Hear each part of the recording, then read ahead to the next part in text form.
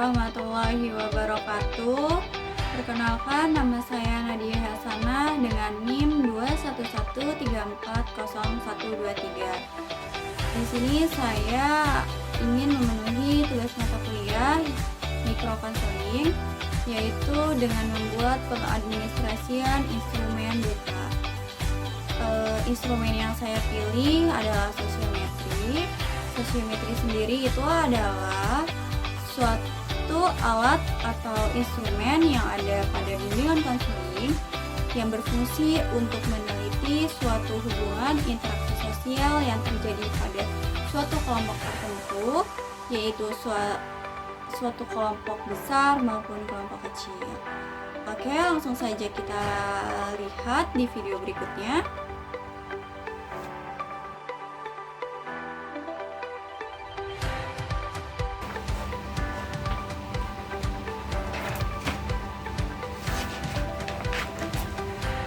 Assalamualaikum warahmatullahi wabarakatuh. Terima kasih kepada teman-teman yang sudah meluangkan waktunya untuk hadir pada kesempatan kali ini. Oke, baik teman-teman, sebelum kita mulai, alangkah lebih baiknya kita berdoa terlebih dahulu ya. Berdoa dimulai. Berdoa selesai. Oke teman-teman, seperti kata pepatah, tak kenal maka tak sayang. Maka izinkan kakak memperkenalkan diri kakak. Nama kakak Nadia Hasanah, kakak mahasiswi semester 5 jurusan bimbingan konseling Islam di UIN Sultan Maulana Hasanuddin Banten. Ada yang tahu UIN Banten itu di mana? Iya betul, UIN Banten itu ada di dekat KP3B Kota Serang. Atau alamat lengkap UIN Banten itu ada di Jalan Sukajaya, Kecamatan Curug, Kota Serang. Nanti teman-teman boleh tuh kapan-kapan main ke UIN, nanti ketemu kakak. Oke, sudah cukup ya teman-teman perkenalannya. Kita lanjutkan. Jadi maksud kedatangan kakak ke sini itu adalah untuk memenuhi tugas mata kuliah kakak, yaitu mikrokonseling. Jadi nanti kakak meminta waktunya kepada kalian sekitar 5-10 menit. Apakah teman-teman bersedia? Oke, terima kasih jika teman-teman sudah bersedia meluangkan waktunya untuk kakak.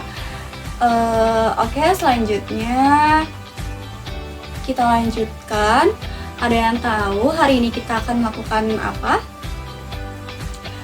Jadi hari ini kita akan melakukan tes sosiometri. Ada yang tahu tes sosiometri itu seperti apa? Atau sosiometri sendiri itu artinya apa sih? Boleh angkat tangannya? Oke, tidak ada yang tahu ya.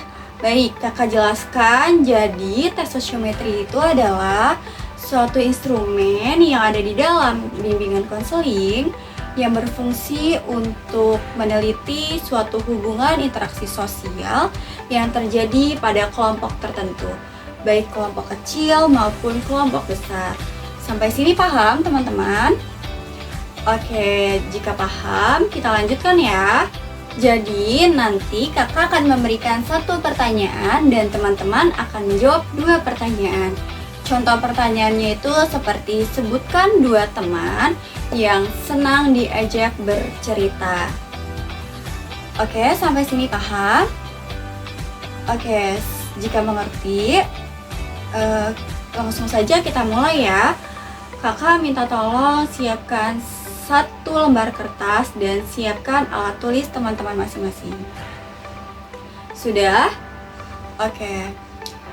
Sebelum kita mulai, kakak ingin mengingatkan bahwa pada tes sosiometri ini, tes ini bersifat rahasia. Jadi teman-teman tidak perlu khawatir ataupun ragu untuk menjawab pertanyaan yang sudah kakak berikan. Nah, kakak juga menjamin kakak akan menyimpan data teman-teman dengan rapat sehingga tidak ada satupun orang yang mengetahui data teman-teman. Sepakat teman-teman untuk mengikuti tes sosiometri ini? Oke, jika sepakat, maka kalau misalkan nanti kakak menjelaskan pertanyaan atau memberikan pertanyaan, tolong disimak baik-baik ya. Dan juga tes sosiometri ini tidak berpengaruh pada nilai teman-teman di sekolah. Jadi teman-teman tidak perlu berdiskusi dengan teman sebelah kanan, sebelah kiri, depan maupun belakang. Mengerti teman-teman? Oke, jika mengerti, langsung saja kita mulai ya. Oke, langsung saja kita mulai ya. Pertanyaannya itu adalah sebutkan 2 orang yang paling disenangi ketika diajak bermain. Yang di belakang apakah suara kakak terdengar? Oke, kakak ulangi ya. Sebutkan 2 teman yang paling suka diajak bermain. Oke, boleh teman-teman isi dengan jujur dan teliti. Kalau ada yang tidak mengerti, boleh bertanya kepada kakak ya. Oke, silakan teman-teman mengisi. A few moments later. Oke, teman-teman semuanya, apakah sudah selesai mengisinya? Jika sudah, boleh kumpulkan menjadi 1 ya.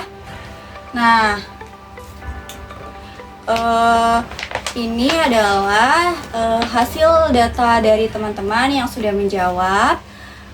Nanti akan kakak olah terlebih dahulu. Insya Allah minggu depan kakak akan kembali lagi ke sini untuk menyampaikan hasil sosiometri pada hari ini. Nah, setelah melihat hasilnya, kakak akan melakukan beberapa bimbingan konseling atau melakukan beberapa proses konseling. Jadi kakak harap teman-teman semua untuk mengikutinya dan mengikuti dengan sukarela dan tidak ada keterpaksaan dari pihak lain. Teman-teman semuanya paham? Oke, jika paham, karena kegiatan pada hari ini sudah selesai, mari kita ucapkan alhamdulillahirabbil alamin.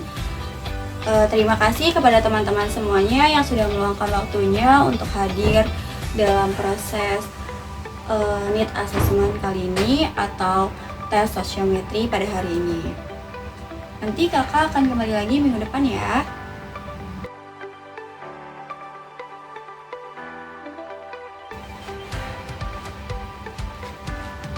Assalamualaikum warahmatullahi wabarakatuh. Apa kabar teman-teman semuanya? Seperti yang sudah kakak bilang pada minggu lalu, kakak akan kembali lagi ke sini untuk menyampaikan hasil sosiometri pada minggu lalu. Apakah teman-teman masih mengingat kakak? Ada yang masih mengingat dan ada juga yang sudah lupa. Oke, baik. Kakak akan memperkenalkan diri kakak lagi. Nama kakak Nadia Hasanah. Kakak mahasiswa semester 5 jurusan bimbingan konseling Islam dari UIN Sultan Maulana Hasanuddin Banten. Oke, langsung saja ya teman-teman. Di sini dari hasil yang kakak peroleh pada sosiometri yang sudah kalian jawab adalah di sini terlihat bahwa hubungan interaksi sosial yang ada pada kelas ini sangat buruk. Ada beberapa siswa yang merasa terkucilkan dan merasa tidak memiliki teman. Apakah teman-teman semuanya merasakan hal seperti itu? Nah, sebaiknya teman-teman tidak boleh memilih teman untuk berteman ya. Karena kan di sini teman-teman merupakan kelompok besar, jadi tidak boleh memilih teman agar silaturahmi dan rasa kekeluargaan yang memiliki sangat kuat. Sebaiknya teman-teman merangkul semuanya dan tidak boleh menghindari atau mengecilkan siswa-siswa yang lainnya. Jadi teman-teman tidak boleh ya memilih-milih teman agar yang lainnya juga tidak merasa terkucilkan dan tidak juga merasa sendiri, tidak merasa tidak memiliki teman. Kan itu tidak baik ya. Jadi kita semua harus merangkul satu sama lain. Kita juga kan satu keluarga, jadi kita juga kan di sini keluarga, jadi harus saling merangkul ya. Oke. Untuk siswa yang kakak panggil, kakak mohon untuk melakukan proses konseling dengan kakak. Dan kakak juga mohon untuk secara sukarela dan secara tidak ada terpaksa dari pihak manapun. Dari sini paham? Oke, jika paham, terima kasih kepada teman-teman semuanya yang sudah membantu terlaksananya tes sosiometri dan proses pengambilan data pada hari ini. Terima kasih juga kepada teman-teman semuanya yang sudah membantu kakak untuk memenuhi tugas mata kuliah kakak. Karena proses sosiometri sudah selesai, maka kita ucapkan alhamdulillahirabbil alamin. Terima kasih kepada teman-teman semuanya yang sudah melancarkan tes sosiometri pada minggu lalu dan membantu kakak untuk memenuhi tugas mata kuliah kakak. Kurang lebihnya kakak mohon maaf. Wassalamualaikum warahmatullahi wabarakatuh.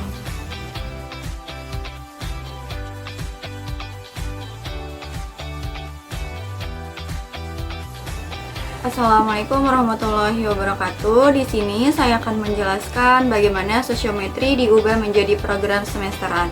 Oke, langsung saja kita lihat.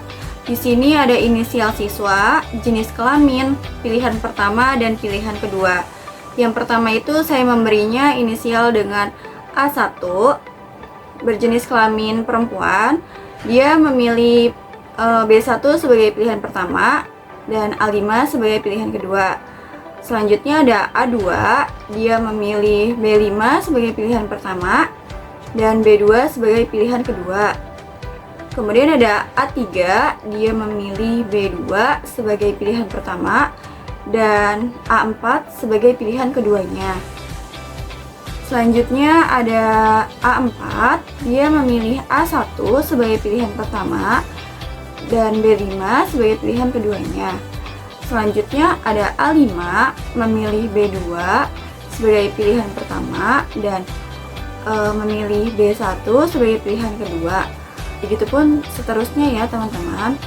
Nah, dalam pembagian skor ini saya memilih pada pilihan pertama itu diberi 2 skor dan pada pilihan kedua itu saya memberinya 1 skor. Adapun tema yang saya ambil itu adalah siapa teman yang suka diajak bermain.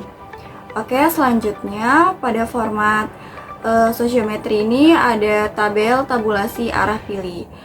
Nah, yang di atas ini saya memberi nomor 1, 2, 3, 4, 5, 6, 7, 8, 9, 10. Nah, ini nih adalah jumlah siswa yang saya pilih. Maksudnya kayak jumlah keseluruhan siswanya. Nah, ini yang di atas ini adalah jumlah siswa yang dipilih. Sedangkan yang dari atas ke bawah ini adalah jumlah yang pemilihnya. Nah, adapun yang saya warnai warna hijau ini adalah dia tidak boleh memilih dirinya sendiri. Yang sudah kita lihat pada siswa pertama ini dia memilih siswa nomor 6 itu sebagai pilihan pertama. Dan saya menaruh angka 2 karena pada pilihan pertama itu saya memberi skor 2. Kemudian pada pilihan kedua itu saya memberi skornya 1. Jadi saya memberi angka 1 pada siswa nomor 5 karena siswa nomor 1 ini memilih siswa nomor 5 sebagai pilihan kedua. Nah, begitu. Selanjutnya pada siswa nomor 2 itu saya memberikan ini warna hijau lagi pada nomor 2 karena dia tidak boleh memilih dirinya sendiri. Kemudian siswa nomor 2 ini terlihat memilih siswa nomor 10 sebagai pilihan ke-1 dan pilihan keduanya itu pada siswa nomor 7.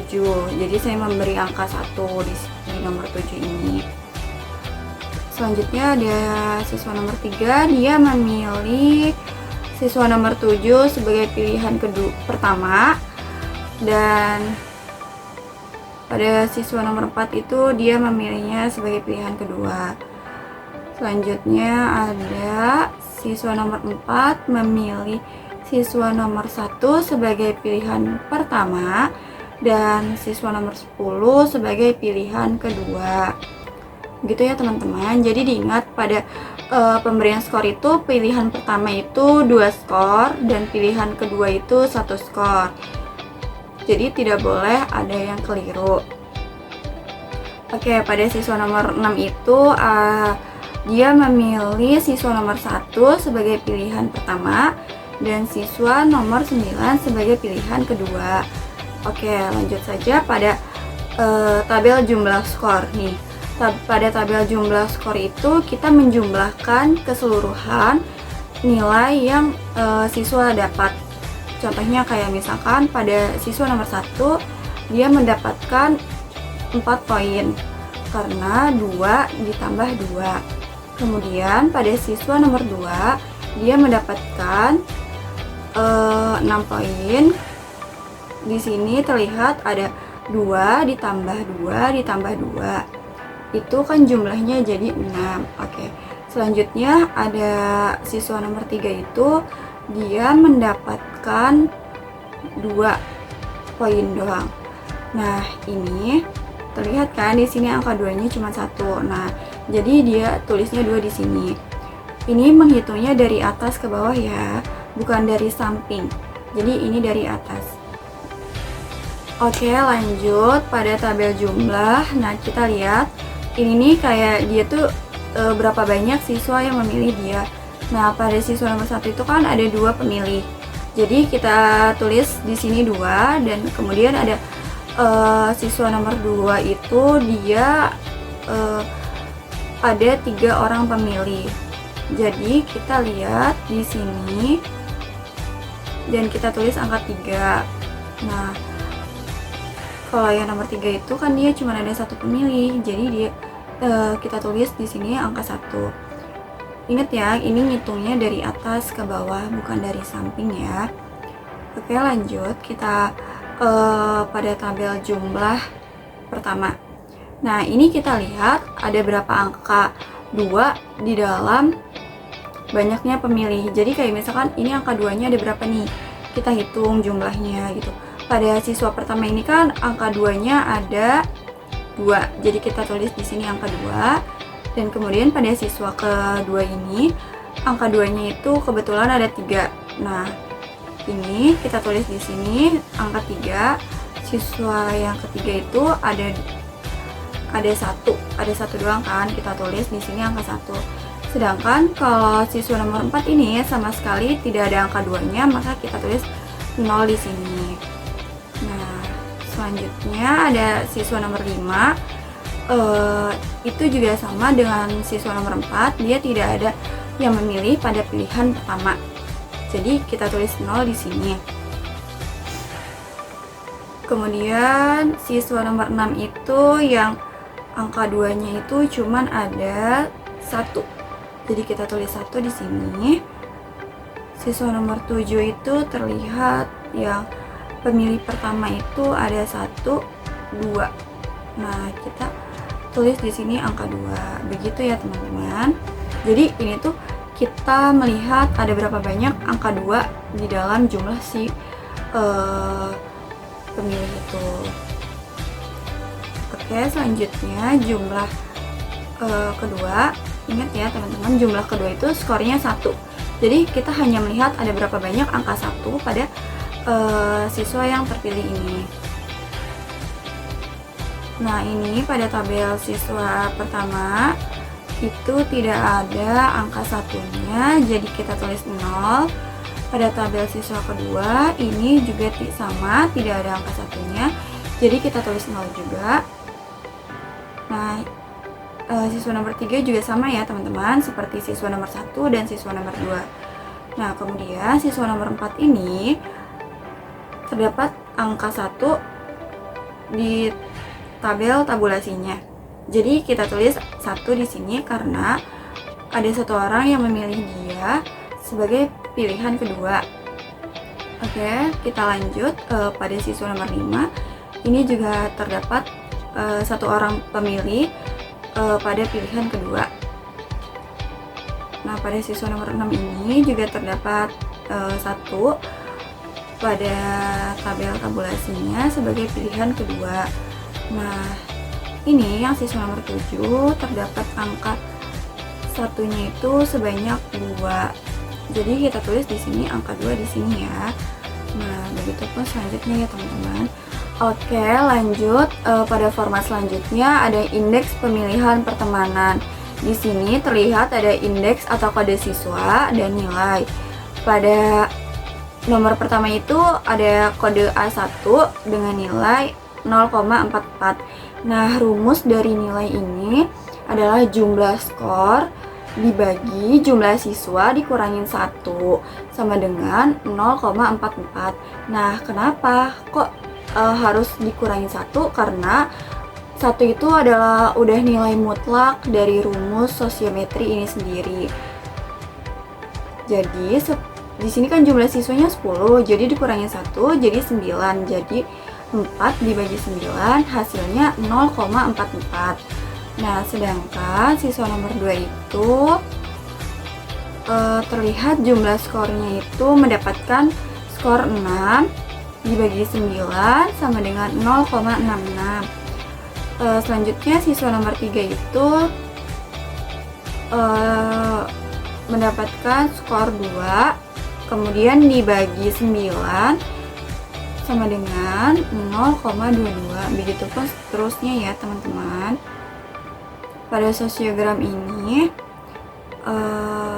saya membedakan bentuk yang bulat ini untuk laki-laki dan bentuk awan ini untuk perempuan. Jadi sudah terlihat ya, siswa A2 dan B5 itu menghasilkan simbiosis mutualisme atau saling menguntungkan, atau mereka sama-sama saling memilih keduanya. Nah, kemudian di sini terlihat bahwa ada beberapa siswa yang merasa terkucilkan dan siswa tersebut akan lebih baik diberi konseling oleh konselor itu sendiri. Nah, di sini juga terdapat tanda panah yang berbeda-beda. Di sini saya membedakannya. Pada pilihan pertama itu warna coklat dan pada pilihan kedua ini adalah warna orange. Oke, selanjutnya bagaimana caranya sosiometri diubah menjadi program semesteran. Nah, pada program ini terdapat beberapa format. Yang pertama itu ada layanan dasar, bidang bimbingan. Nah, bidang bimbingan sendiri ini terbagi menjadi 4. Yang pertama ada pribadi, sosial, belajar, dan karir. Kemudian selanjutnya ada fungsi bimbingan konseling.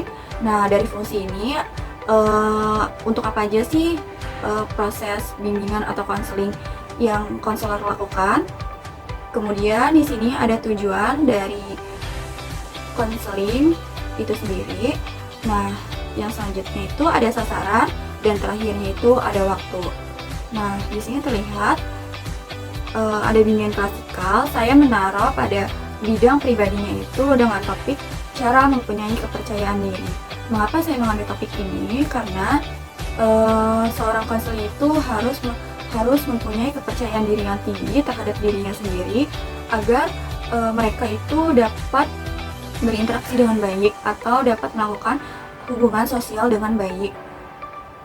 Kemudian pada bidang sosialnya itu saya mengambil tema tentang meningkatkan interaksi sosial. Nah, ini juga sangat penting ya, Karena seorang konseli yang merasa terkucilkan, dia berpikir bahwa dirinya itu tidak mempunyai bakat dalam bidang public speaking. Jadi saya harap seorang konselor juga dapat meningkatkan interaksi sosial yang konseli alami. Kemudian pada bidang belajarnya itu saya mengambil tema tentang kiat sukses hidup bermasyarakat. Nah, ini juga sama ya. Ini juga sangat penting bagi si konseli itu yang merasa terkucilkan agar dia bisa menjadi manusia yang bersosialisasi. Nah, terus pada fungsi bimbingan konselingnya ini, yang pertama ada pemahaman dan pengembangan.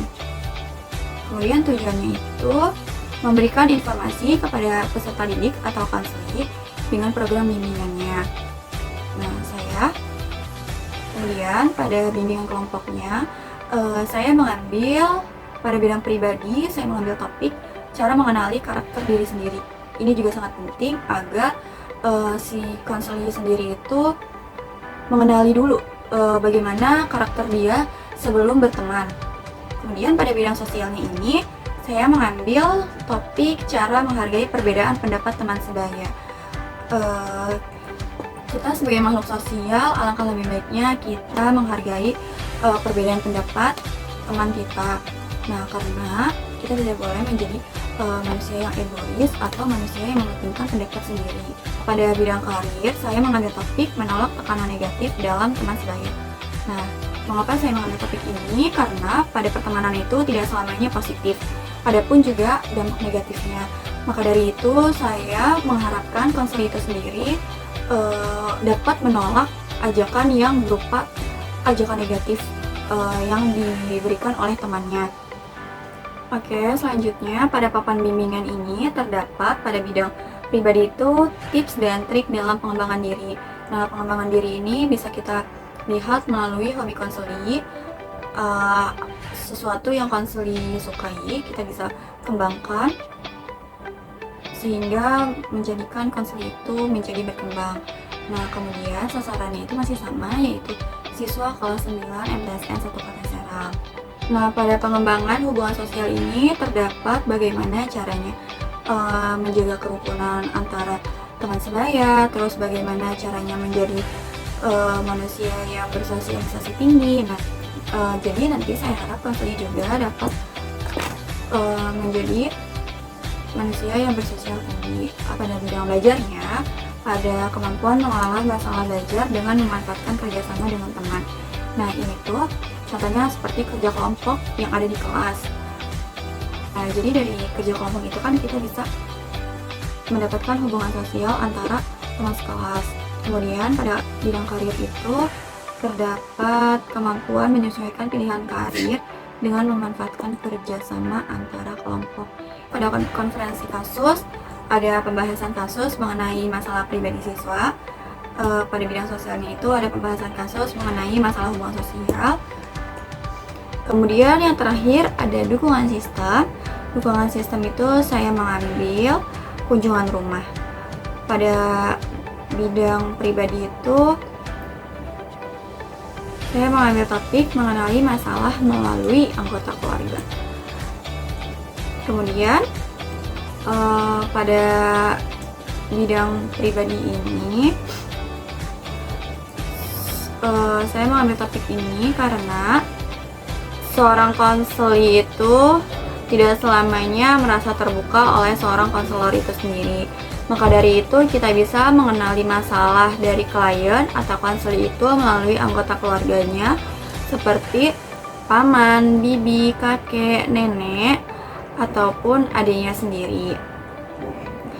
Nah, selanjutnya pada bidang sosial ada kunjungan rumah terhadap orang tua dari siswa yang memiliki masalah sosial. Kalau ini dikhususkan untuk siswa yang merasa terkucilkan atau merasa tidak memiliki teman. Jadi kita kunjungi rumahnya dan mengenali masalah melalui orang tuanya. Kemudian selanjutnya pada bidang belajar itu ada kunjungan rumah terhadap orang tua dari siswa yang memiliki masalah belajar. Nah, ini khusus untuk siswa yang memiliki masalah belajar di kelas ya. Seperti contohnya kayak dia jarang mengerjai tugas sekolah ataupun dia jarang mengerjakan tugas rumah dan dia juga memiliki masalah absen yang ada di kelas. Tujuannya itu untuk mengetahui langsung kondisi peserta didik atau konseli di lingkungan rumah. Jadi, kita sebagai konselor juga harus mengenali karakter seorang konseli itu di rumah, bukan hanya di sekolah itu juga. Nah, jadi kunjungan rumah ini juga berfungsi dalam proses konseling itu sendiri. Oke, cukup sekian dari saya. Kurang lebihnya mohon maaf. Wassalamualaikum warahmatullahi wabarakatuh.